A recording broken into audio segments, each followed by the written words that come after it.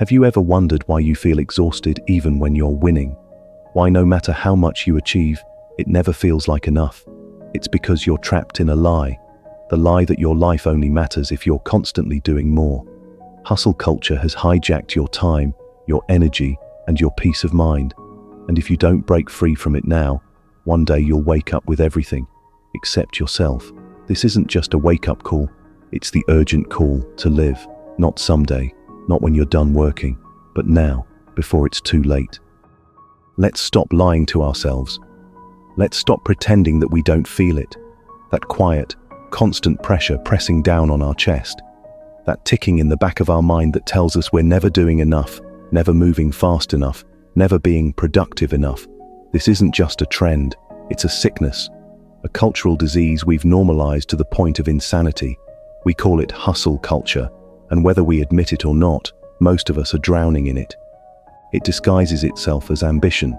It wears the mask of discipline, success, drive.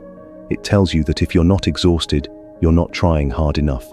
That if you're not overwhelmed, you're not serious about your goals. You've heard the slogans.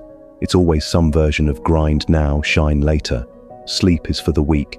You can rest when you're dead. And we eat it up. We clap for it. We repost it like gospel. But let me ask you something, and I want you to answer honestly. How do you really feel inside? Because under all that noise, there's a quiet truth most people don't want to say out loud.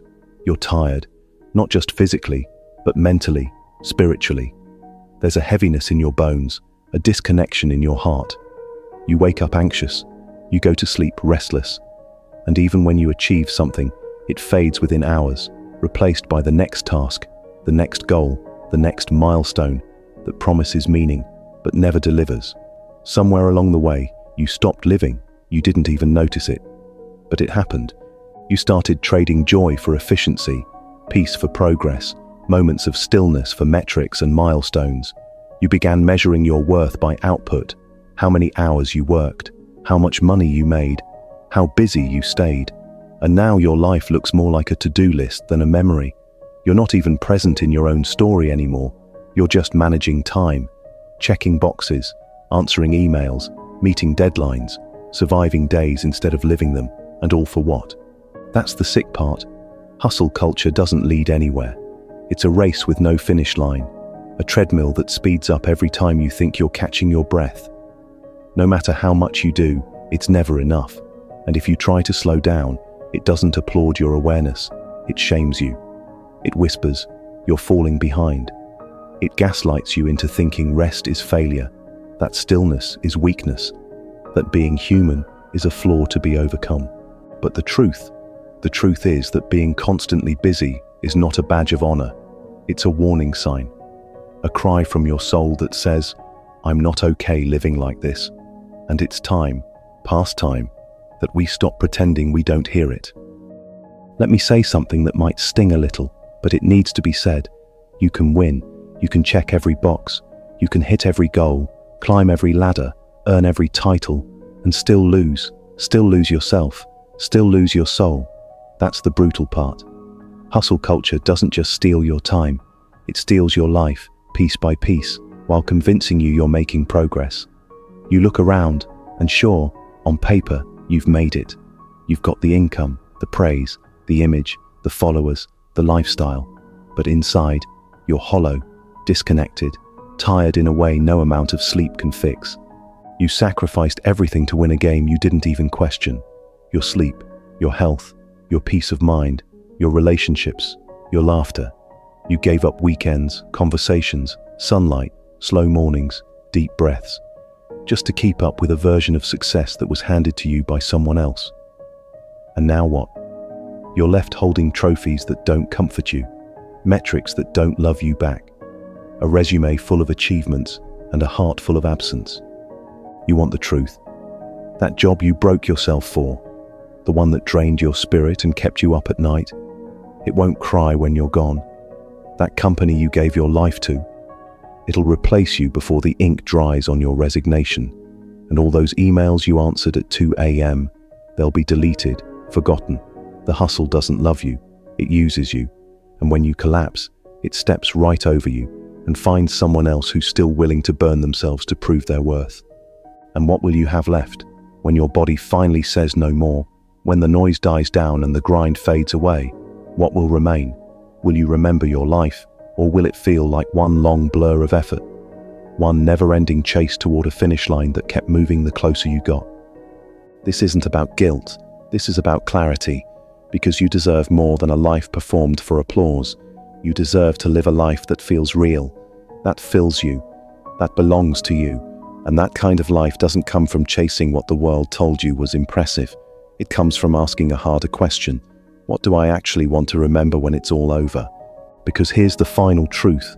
No one puts on a vision board. The to-do list won't hold your hand when you're dying. The late nights won't thank you. The emails won't whisper, "You did enough." All that will matter is this: did you live, or did you just keep performing? Let's be real. We've been brainwashed, conditioned to believe that our worth is tied to how much we produce, how fast we move, how many hours we squeeze out of the day. And if you're not constantly doing, if you dare to slow down, take a breath, or even question the pace, you're labeled lazy, weak, unmotivated. There's this unspoken rule in our culture now: rest must be earned. And even then, you better feel guilty for it. Because the world doesn't just want your time, it wants your energy, your identity. It wants you to believe that slowing down is a defect, not a human need. And so we keep running, not because we love the chase, but because we're terrified of what it would mean to stop, to pause and hear our own thoughts, to feel how tired we actually are. We chase this fantasy of someday. Someday I'll take a break. Someday I'll breathe. Someday I'll enjoy my life once I've earned it, once I've proven myself. But that someday is a mirage. The closer you get, the farther it moves, because hustle culture has no finish line. It's a machine built to keep you chasing, and the more you give it, the more it demands. And here's the darkest part of it all. It convinces you that the pain is your fault, that if you're burnt out, it's because you're not managing your time well enough. If you're anxious, you just need a better morning routine. If you're exhausted, it's because you're weak, not because the system is inhumane. It gaslights you into believing that your desire for peace is something shameful, that if you're not happy grinding yourself into the ground, something must be wrong with you. But let me ask you this: when did rest become a luxury instead of a necessity?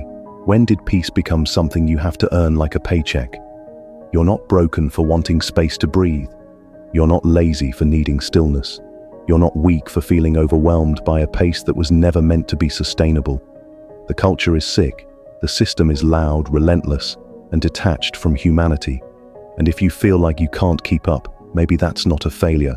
Maybe it's a sign you're still human. Because real value doesn't come from endless output. It comes from being alive, present, aware, rested enough to feel something real. And if that makes you soft in a world gone numb, then be soft. That softness might be the only thing keeping you from losing yourself completely. This isn't just about burnout. It's about something deeper, something most people don't even realize is happening. We're forgetting how to be human. In this non-stop chase for productivity, we've slowly disconnected from the parts of life that actually make it worth living.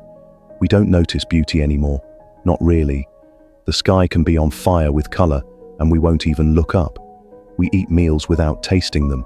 We spend time with people we love without actually being present. Everything's become a task, a means to an end. Even joy feels like something we have to justify. We've trained ourselves to panic when we sit still, to feel guilty for resting, to view silence as wasted time.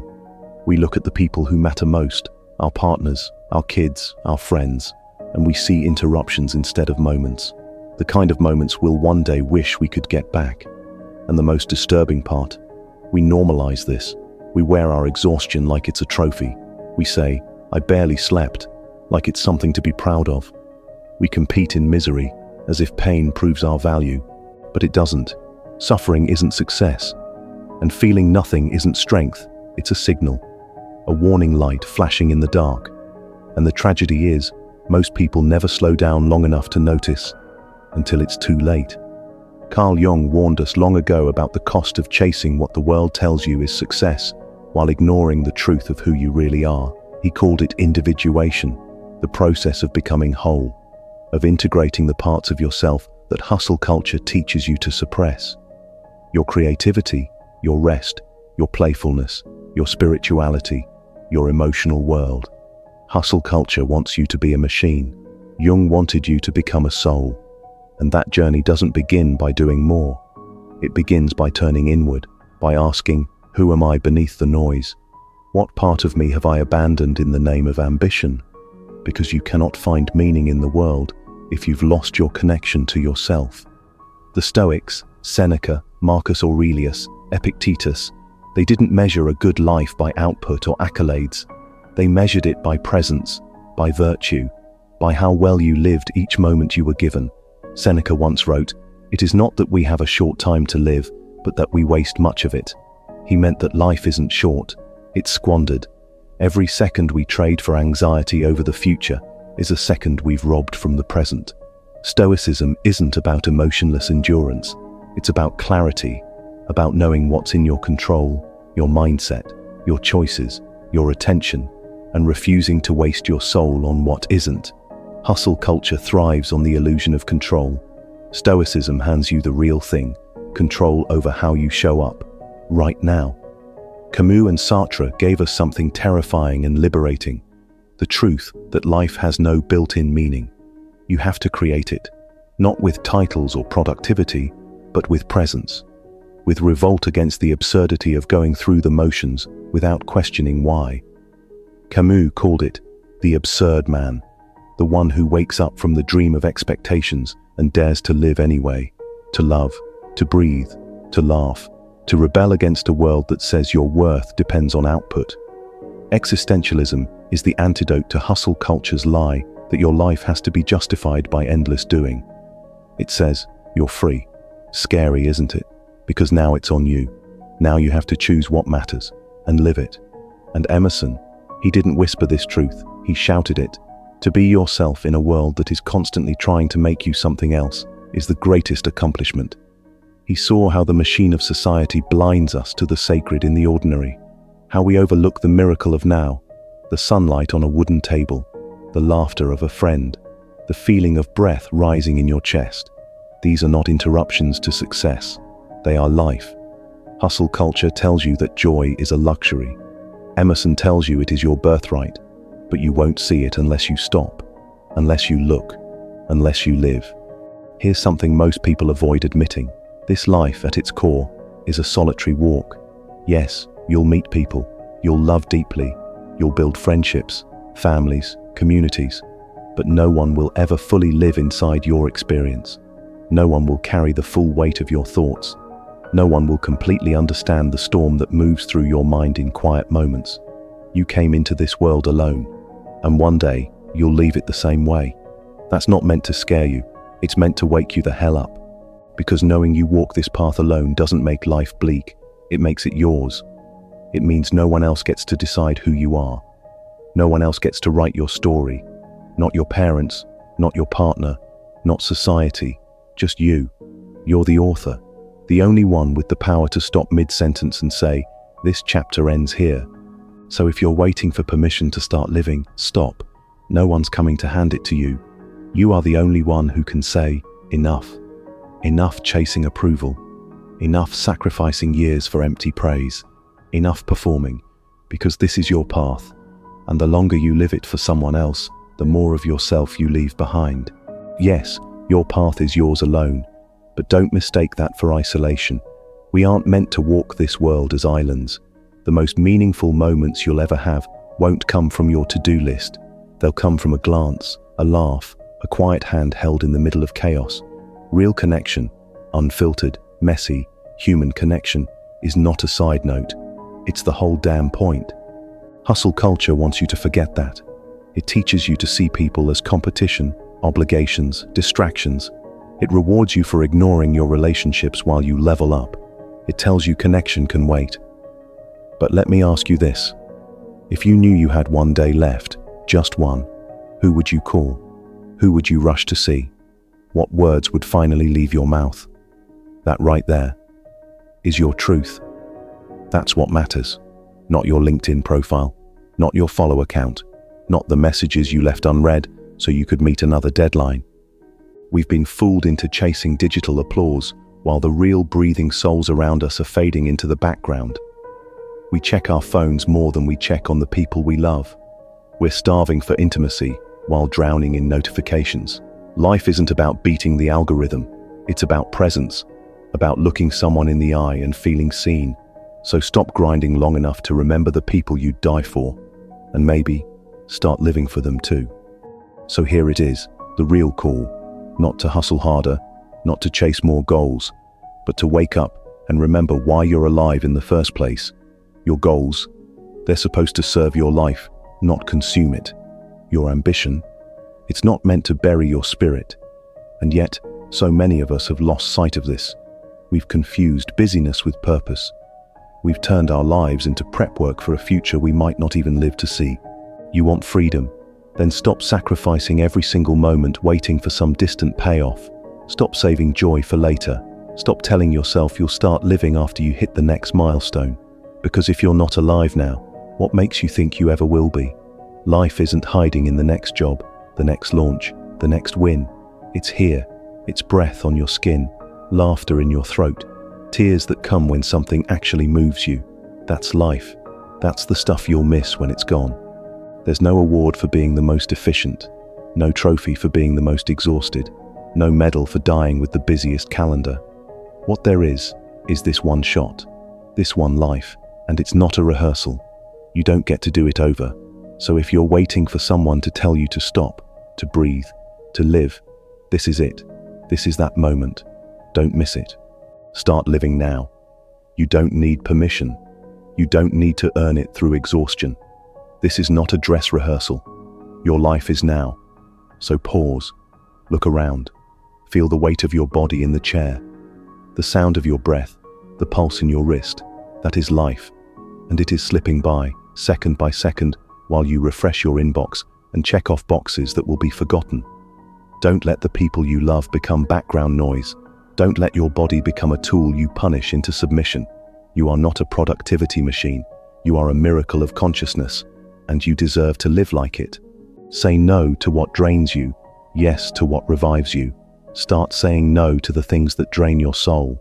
Say no to the meetings that don't matter, to the metrics that don't feed you, to the pressure that whispers, "You're not enough unless you're exhausted." Say yes to walks with no destination, to meals without screens, to conversations that go nowhere except deeper. Say yes to the version of you that's been buried beneath performance. Let them breathe, let them dance, let them rest. This is the rebellion, this is the revolution. Not faster, not more, but deeper, truer. This moment is yours. And when the world tries to pull you back, because it will, remember this: there is nothing more radical than choosing to be fully present in a world that profits from your distraction. There is nothing more powerful than choosing to live with your eyes open, to say, "I will not waste this, I will not wait for someday, I will live now, with urgency, with softness, with fire in my chest and silence in my mind." One final truth. Let me leave you with this. Close your eyes, take one deep breath, feel it. That's time, that's you, alive. One day this moment will be unreachable, but right now, it's yours. So don't wait, not for permission, not for perfection, not for later. This is your life. Answer the call. If this video sparks something inside you, let us know, give this video a thumb up, and don't forget to subscribe. Until next time.